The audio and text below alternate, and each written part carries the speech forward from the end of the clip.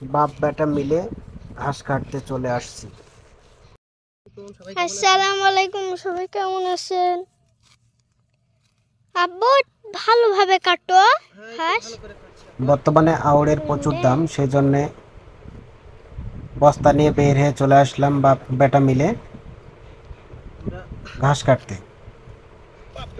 তো অনেক খোঁজাখুঁজির পরে ঘাস নাই, যেদিকেই যাই সবাই কেটে কেটে নিয়ে গেছে। প্রচুর পরিমাণে বিলে এখন ঘাস কাটছে সবাই এসে। তো এখানে খুঁজে একটু ঘাস পেলাম, এখানেই কাটতে শুরু করে দিয়েছি। এখন একটা বস্তা, ছোট একটা বস্তা নিয়ে এসেছি, বস্তাটা ভরে নিয়ে যেতে হবে বাসায় গরুকে। তো বাসায় আমার একটি গরু আছে, আর গরুকে প্রতিদিন ঘাস খাওয়ানো খুবই ভালো। প্রতিদিন বাড়িতে গরু পুষতে হলে ঘাসের কোনো বিকল্প নাই। ঘাস যদি না থাকে তাহলে অনেক খরচা বেড়ে যায়, আর ঘাস যদি একটু করে কাটে খাওয়ানো যায় তাহলে খরচা অনেকটাই কমে যায়। আর ঘাস হচ্ছে গরুর জন্য প্রচুর উপকারী একটি জিনিস।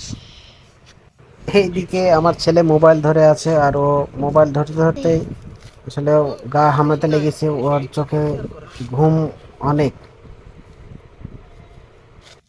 আমিও অনেক তাড়াতাড়ি কাটার চেষ্টা করছি, আসলে বাসায় যেতে হবে। এখন প্রায় 1:30 বাজে। আজকে রোদের তাপ একটু কম আছে বলে ঘাসটা কাটা যাচ্ছে। আবহাওয়া নরম, মেঘলা আকাশ। তো আমার প্রায় ঘাস কাটা হয়ে এসছে, এক বস্তা ঘাস কাটবো ইনশাল্লাহ।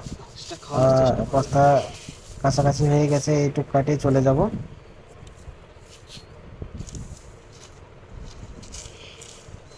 আর আমার এই ভিডিওগুলো যারা দেখবেন একটু ফলো করে দিবেন, সাথে থাকবেন।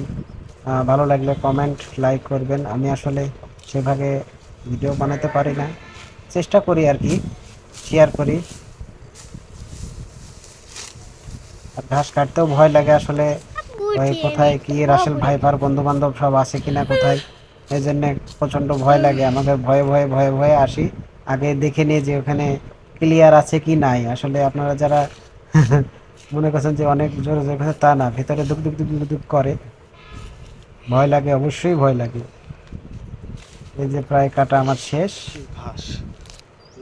এখন বস্তাতে ঘাসগুলো ভরে নিয়ে চলে যাব, বস্তা ওই পাশে আছে। এই জায়গাতে অনেকটাই ঘাস পেলাম, ছোট বস্তা নিয়ে এসেছিলাম। তো বস্তা